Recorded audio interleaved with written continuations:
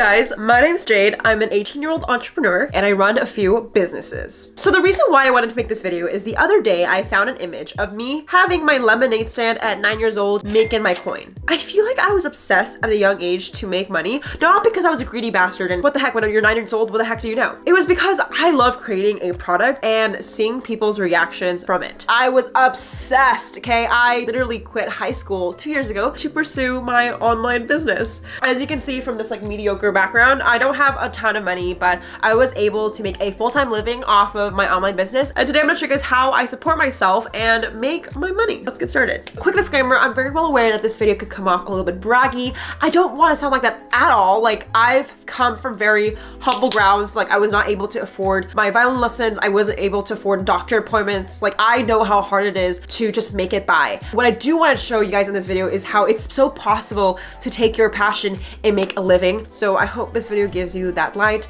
and shows you that things are possible. So with that being said, let's talk about moneymaker number 1. Other than the lemonade stand, which I don't really count as a business just yet, my first way of making money was selling through Etsy. I use Etsy in a combination with eBay, but what I would do is sell vintage dolls for 20% more than I bought it. Actually, I think I have it right now. Let me see if I can find it. Literally, do not judge. I know so many of you guys are gonna judge me for this and think I'm a freak for collecting antique dolls, but this is her. So it was like 2010, okay? And these dolls were hot. If you guys remember pull-up dolls, please comment below because you will be my best friend. But these pull-up dolls are retail like $100 each, but I would sell them for $200 or $300 more because they are always sold out. So that is how I made my money when I was 10 years old. I was able to make, I believe, like $300 a month by selling a doll. It was pretty good for an elementary school student. And I was really happy with this business because it came from a passion of loving dolls. And if I could share another doll with someone else, I was just super ecstatic to do so. So the pros of selling dolls or products online is that it's super fun. I found that like I was able to educate customers because I love the product so much. Like I could tell you what's the weight of this leg, what's the material of the hair. Like I loved dolls so much that I was obsessed with talking about it. And that actually made me such a good marketer because organically I was able to create a YouTube channel surrounded by dolls so I could sell and market these products. Keep in mind, this is 2010 YouTube, okay? So I wasn't so cool with the editing yet, but this is an example of some of the videos I made to sell my dolls. Hey guys, I'll be selling my pull-up wigs that I have for sale, and I might be selling this. I'm not very sure, but I bought it for $26, but it's sold out and it's in good condition. The second wig I have for sale is $10, no doubt about it. The cons of selling products online is it's really not scalable. I'm very well aware that you don't need to scale everything, but I couldn't sustain this business because it required you to buy like all these products, ship it out yourself, and I just didn't have that time because I was a kid. So yeah, that is the cons, but I really genuinely enjoyed my career in this field. Literally guys, go to your closet, find antique toys that you have when you were a kid, pop it into eBay, and you can actually see what are people selling it for and how much lower can you sell it for. And it's really easy to turn a profit just based on products you have at home. All right, 2. Drop shipping. So when I was 10 years old, I basically was like, fuck this shit. I want to sell other products than dolls. And I turned to Alibaba. So during this time of YouTube, it was like the kawaii age where basically all animal products were given personalities. So there was this like bear called Rilakuma. It was a famous freaking bear. And I would buy these keychains of this bear's face and sell it on Amazon. And I was able to make $5,000 a month based on that product. The pros of drop shipping in 2011 and 2012 was there's literally no competition. Now the cons is it's just now really competitive, and I would say it's pretty cost intensive, at least the way I did it. I fulfilled it out of my own home. You have to keep in mind that someone has to do those physical labor work. I'm not sure how it is right now just because I don't do that anymore, but that is just something to keep in mind. All right guys, so number 3 of how I used to make money was freelancing. You guys, if you are a student or you're someone who is a teenager and you want to make money, this is my best advice to get started. You don't need to be a serial entrepreneur. You don't need to create a lemonade stand. All you needed to do is have a single skill and make it worth for someone else. And all I did was provide photography services. My school started to know me as the Instagram girl. So I was like, okay guys, if you want photos, it's gonna cost you 20 bucks a session. So I went on these photo shoots. I had this very cringy like portfolio account where I would show my clients, and I would go on these $20 shoots. Honestly, it was super fun. Like I just organically grew my little photography business, started to do senior portraits. Oh, and by the way, pro tip guys, suburban moms with a little bit to cash flow are your best clients, okay? If you're doing photography for senior photos especially, those moms gotcha. I would actually recommend to literally go to Zillow and type in like high income houses above like $500,000 or $1 million and literally go to those house areas and like hang up flyers or Facebook ads to hyper target them on those houses because they have more money to spend on your services. Like I was able to charge $150 for senior photos, and that was bank at my time. So going to find the best customer that can actually afford your services if you do that. So that's a pro tip. Now, if you're like, Jade, I don't have a skill in photography, how do I freelance? I would actually recommend Fiverr.com. This is not sponsored. I just know they have other virtual assistant type of tasks, whether you can do email replying for someone else or company, you can do like some bitch work. Essentially, there's tons of offers on Fiverr that you can just pick up by setting up an account. And I haven't personally done it, but I definitely know there's way more skills than taking photos that you can do. So with freelancing, I was able to make $1,000 in the summer, and that was bank for me. I was just rolling in dough. So highly recommend freelancing. All right, so now for the controversial lesson of the day. A lot of people say know your worth when it comes to freelancing. Now, I have a contradiction to that. I also think it's just as important when getting started to do free work.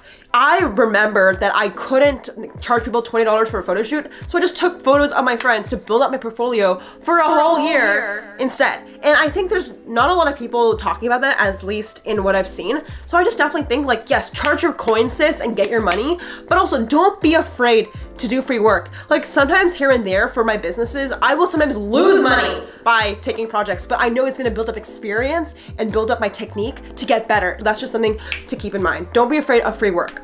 All right, so the fourth way to make money is social media. When I was around 16 or 17, that was the time I actually dropped out of high school, and it was because YouTube was starting to pick up. I make money on YouTube in 3 ways. One is AdSense, so I get placed ads you see on this video. I got paid for affiliate links, and I also got paid for sponsorships. Honestly, for a 1 million viewed video, I get paid around $4,000 to $5,000 for that just whole campaign. So it was able to sustain me for like a few months, and that's why I felt a little bit more comfortable to drop out of high school at like 16 years old. So I was making a little bit of cash from those videos. I do have to say though, the pros of starting a YouTube channel is it's very profit friendly. Like you only have to invest in a camera, and my parents really did help me kind of get my feet off the ground and invest and help me get this camera. But the cons is it's not as sustainable as you think.